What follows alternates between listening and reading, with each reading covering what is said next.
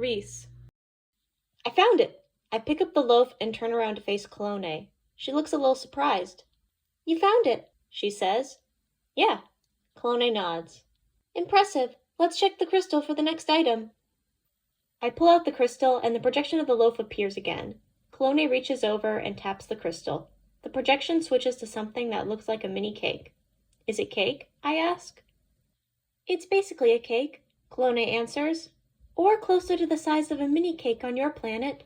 Actually, it might be closer to an ice cream cake. Or do you have sherbet cakes on your planet? Probably, I say. That's the colorful pink, green, and orange ice, right? You're the one from Earth, Clone says. You're the one who apparently has an encyclopedic knowledge of my planet. Clone laughs. It's a dessert with one layer similar to cake and one layer similar to sherbet, covered in icing, she says. Sounds tasty. How do you make sherbet? Isn't it a dairy product? Do they have space cows? And they're about as much in space as the cows on Earth. They would be underwater cows. With algae. Huh. I thought sherbet was made from milk. Clone looks confused for a moment, but then holds up Blueberry. Why are you looking at me? Answer Reese's question. Traditionally, yes, but it has been made from algae on your planet as well. Huh, I learned something new. Is the algae just floating around outside the Aku? I ask. Sometimes, typically only during a certain leg of the migration. It's a key resource. Don't call it a key resource like it's a video game, Reese. Clone nods. I make a note. Is it the next season's resource? No, it's the resource of the parallel season. The parallel season? Clone kneels on the ground and draws a circle in the dirt. Typical depictions of the season cycle place Kairuchitika here, Clone explains, drawing some of her letters at about 5 o'clock on the circle. If you place Kairuchitika there on the circle, then Diatoma, the algae season, should be placed here, across from it. She draws some different letters at about 11 o'clock. So parallel seasons are the seasons on the opposite sides of the circle, the ones that have the same amount of time between them both ways. Yes, like your planet's summer and winter, or fall and spring. I nod. Okay, this recipe seems significantly less intuitive. If you consider it in the context of the pre-gift era, it certainly is. However, this recipe didn't become commonplace until the gift era, the era where trade between the Akus became commonplace. Where your trade priorities would be to get a resource that you haven't gotten in a while and wouldn't get anytime soon. Exactly. I nod. That makes sense. Okay, where do we find these cakes? Clone begins going through Kame's notes on the cakes. Basically like cakes, we already went over this. Why can't she just label the hints section? Made from wheat and algae, may have existed during the pre-gift era, became popular during the gift era. Here's the hint. Time flows in a cycle, always moving out of our control. Trade has allowed us to bridge that gap and reach a parallel time. Find the parallel place to find the result of this trade between parallel seasons. Parallel time, parallel place, parallel seasons, I murmur. The Aku is pretty circular, right? So a parallel place would be on the opposite side of the Aku, right? I think so. Time for a bit of a walk, Clone says. I like walks, I say because I'm the best conversationalist. Clone nods. It's certainly better than sitting around, going through every possible interpretation just to stumble upon wherever Kame's mind was at the time. Yeah, she doesn't like Kame. Were the ceremonies longer in the past? Maybe she's trying to keep the tradition alive. Clone shakes her head. The ceremonies of the past weren't exceptionally long. They were just as long as they needed to be. There's that quoting again. Heard and said it a million times. Never thought about it once. Did you have to learn about these ceremonies when you became an Ari lady? Or are they common knowledge? Clone hums. The general idea and minutiae of the ceremonies are common knowledge.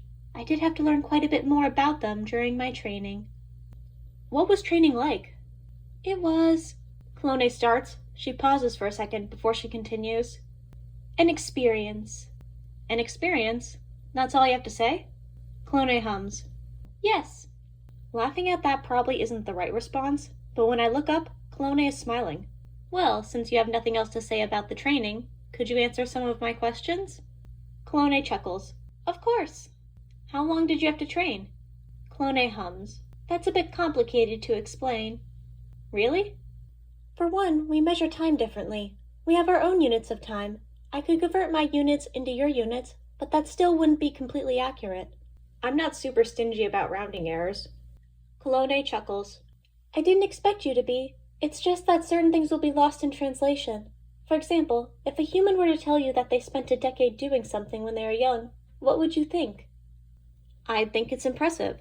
Why is that? Cologne asks. It's not easy to focus on something when you're young. Or maybe it's easier to give up. The longer you do something, the more often it's going to frustrate you. And if you want to continue with it, you have to get past that. Cologne nods. That's a good answer, just not quite what I was looking for. You're starting to sound like a sponsor, I say, and I'm starting to sound like Mom. She should have found the note I left by now. Reese. I turn to Cologne. She looks concerned. Are you all right? Yeah, just thinking. Cologne nods. Do you need a moment? I look down at my phone. There aren't any notifications. She'll find it. No, I'm good. So what answer were you looking for? Reese. Part of your understanding of time is strongly influenced by your lifespan, Cologne explains.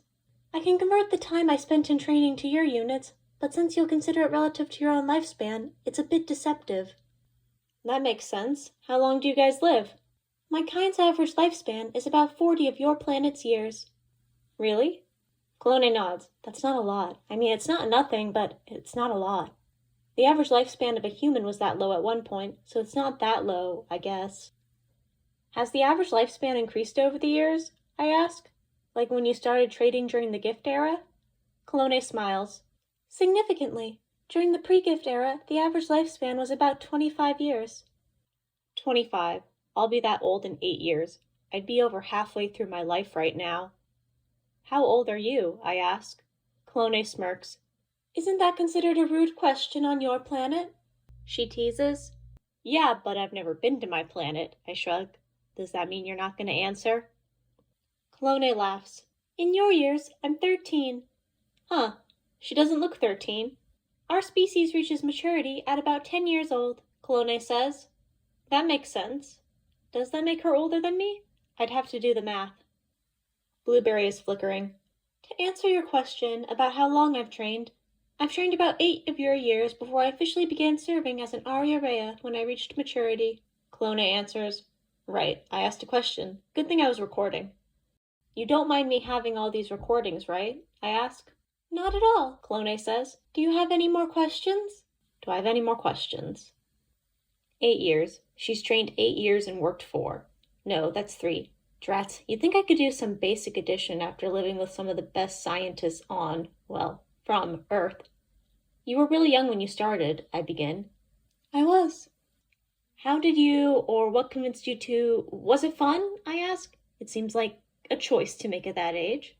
I don't know if I would consider it fun, Cologne says. To answer the other 2 questions, I was chosen, so I didn't have to be convinced to pursue it. I stop. Cologne keeps walking for a bit before turning around. Reese? You were chosen, I repeat. My throat feels dry. All Aria are chosen, Cologne answers. That doesn't make it better. Could you have refused? I ask. Cologne smiles. Of course. I breathe a sigh of relief. Thank goodness. Cologne laughs at that. I was worried. Cologne keeps laughing and Blueberry's flickering. Not sure she ever stopped. I was. Cologne manages to stop laughing. I know. I was just surprised, she says and smiles. It's a bit wider than her other smiles. I appreciate the concern. Yeah, I feel a little goofy, you know, I say, thinking that you couldn't refuse and all that. It was a little goofy, Cologne agrees. Of course it was. Cologne giggles. Any more questions? She asks. Any more questions? Any more questions? Any more questions? I guess you liked your training since you decided to keep at it. What did you like about it? What did I like? What did I like? Cologne drawls. We walk in silence for a bit while Cologne thinks, or while she's silently laughing at me for asking a dumb question. Blueberry isn't flickering for once, so it can't be that dumb. I don't know, Cologne finally says. Training was a formative experience. That's certainly a way to describe it. Well, now I'm not so sure you liked training. What did you like about your training? Cologne asks. My training. I hate this question. It was a wonderful experience. Cologne is smirking. A unique and important experience, I continue, and Clone keeps smirking. I really value it. Clone nods, while smirking.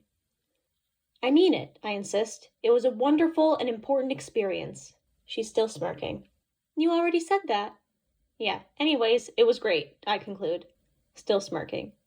I'm not sure you answered my question, she says.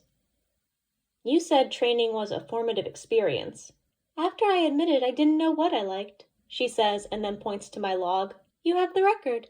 That I do. I still think I answered the question a bit better. Clone's smirk melts back into a smile. Probably, she agrees. What didn't you like about your training? I personally wasn't particularly fond of some of my teachers. You didn't like your teachers? Some of them. You sound surprised.